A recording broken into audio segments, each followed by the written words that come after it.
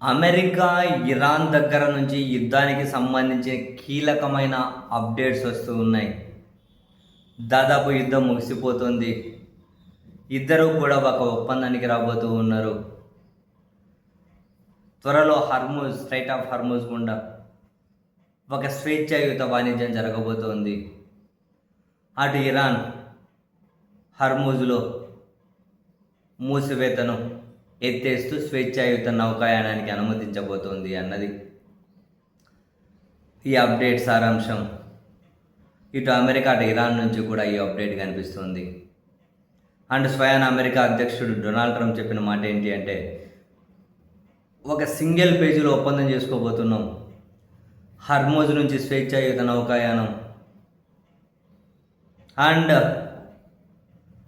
అణుబాంబు మేము తయారు చేయము అని ఇరాన్ ఇచ్చినటువంటి హామీ.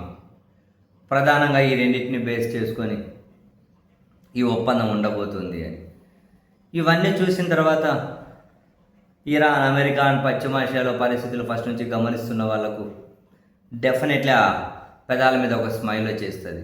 ఎందుకని ఇరాన్ మీద అమెరికా, ఇజ్రాయెల్ పాశవికంగా యుద్ధాన్ని మొదలెట్టి ప్రపంచాన్ని ఒక అస్థిరతలోకి నెట్టేసి నెక్స్ట్ అది ఇంక ఎప్పటికి కోలుకుంటుందో తెలియని పరిస్థితులను మిగిల్చి, ఆ మిగిల్చక ముందు ఏముండే 11 సంవత్సరాల కిందటే మేమేమి అణుబాంబు తయారు చేయమని చెప్పి ఇరాన్ చెప్పింది. అదే అమెరికాతో ఒక అంతర్జాతీయ ఒప్పందాన్ని కూడా కుదుర్చుకున్నారు 11-12 ఏళ్ల కిందటే. అండ్ యుద్ధం మొదలెట్టక ముందు ఏముండే, హర్ముజ్లో స్వేచ్ఛాయుత వాణిజ్యమే ఉండే. మరి ఇప్పుడు వీళ్ళు యుద్ధం అని తోపుతాం, తుడుముతాం అని చెప్పి సాధించిండేది ఏంటి? ఫైనల్గా వీళ్ళు సాధించింది ఏంటి? తాజాగా వాషింగ్టన్ పోస్ట్ కథనం ప్రకారం అమెరికాకు కని విని ఎరుగని స్థాయిలో ఇప్పటి వరకు అమెరికా ఏ యుద్ధంలోనూ చరిత్రలో చూడనంత భారీ నష్టాన్ని ఇరాన్ నుంచి ఎదుర్కొంది. పశ్చిమాసియాలో వాళ్ళ స్థావరాలు ధ్వంసం కాదు, అసలు కనుమరుగైపోయాయి. వాళ్ళ వాయు నౌకలు నాశనం అయిపోయాయి, రక్షణ వ్యవస్థలు కుప్పగూలిపోయాయి. మొత్తం ఇప్పటి వరకు గొప్పగా కనిపించిన అమెరికా ప్రపంచం ముందు చాలా చిన్నగా కనిపిస్తూ ఉంది.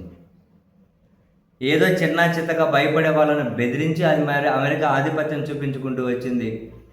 కానీ ఇరాన్ లాగా తెగిస్తే తిరగబడితే అమెరికా బలం ఏంటో బేలతనం ప్రదర్శించేసింది. వాషింగ్టన్ పోస్ట్ చాలా పెద్ద కథనం, ప్రత్యేక కథనాన్ని రాసుకుంటూ వచ్చింది. కొన్ని లక్షల కోట్లు నష్టపోయింది, ప్రపంచాన్ని ఇబ్బందుల్లోకి నెట్టేసింది. పైగా ఈ యుద్ధం వల్ల ఇరాన్ లాభపడింది. అక్కడ వాళ్ళకు మౌలిక వసతులు అవి నష్టం కలిగించవచ్చు. కానీ స్ట్రైట్ ఆఫ్ హార్మూజ్ కూడా వాళ్ళ టోల్ ట్యాక్స్ ఖచ్చితంగా వసూలు చేయబోతున్నారు. స్వేచ్ఛాయుత వాణిజ్యానికి ఓకే, కానీ వాళ్ళు కండిషన్స్ పెట్టబోతూ ఉన్నారు. దాన్ని అమెరికా ఆపలేదు. ఎలాగోలా దీని నుంచి బయటపడి పరువు కాపాడుకోవాలని చెప్పి అమెరికా చూస్తూ ఉంది. అందుకని హర్మూజ్ని తెరుస్తారట, అణుబాంబు తయారు చేయరంట. ఇది పాతపడిపోయినాయిరా బాబు, ఇవి ఆల్రెడీ ఉన్నవే. ఏదో విధంగా పరువు కాపాడుకోవాలని ఇది ఇట్లాంటివి మేము ఏదో సాధించాము అని. అల్టిమేట్గా ఈ యుద్ధంలో పూర్తి పైచేయి సాధించింది ఇరాన్. ప్రపంచం ముందు పలుచనైంది అమెరికా. అసలు ఏ విధంగానూ అమెరికా రవ్వంత ప్రయోజనాన్ని పొందలేకపోయింది. ఇరాన్ ముందు తల వంచి చివరికి వాళ్ళు చెప్పినట్లే ఒప్పందం అని చెప్పి కింద పడ్డ మాదే పై చేయని చెప్పి ఇట్లా దులుపుకొని ఆ ప్రాంతం నుంచి అమెరికా పక్కకు తప్పుకోబోతూ ఉంది. ఈ యుద్ధం నుంచి పక్కకు తప్పుకోబోతుంది. ఎందుకు మొన్నటికి మొన్న కూడా ఫ్రీడమ్ ప్రాజెక్ట్ అని హర్మూజ్లో నౌకలు మేము క్లియర్ చేస్తాము, అడ్డును తొలగిస్తామని చెప్పి మొదలెట్టింది. ఇరాన్ యుఏఈ మీద, అమెరికా మరికొన్ని మిగిలిన స్థావరాల మీద అటాక్ చేసింది, చమురు క్షేత్రాల మీద అటాక్ చేసింది. అమెరికా యుద్ధ విమానాలను కూల్చేసింది, అమెరికా గ్యాస్ ట్యాంకర్లను కూల్చేసింది.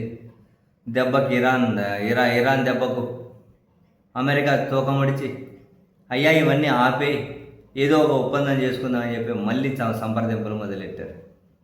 అసలు ఇరాన్ దెబ్బకి అమెరికా నిలబడింది ఎక్కడ? అసలు అమెరికాకి ఇరాన్ భయపడింది ఎక్కడ? ఓ గొప్ప అనుకున్న అమెరికా ఒక దిబ్బ అయిపోయింది.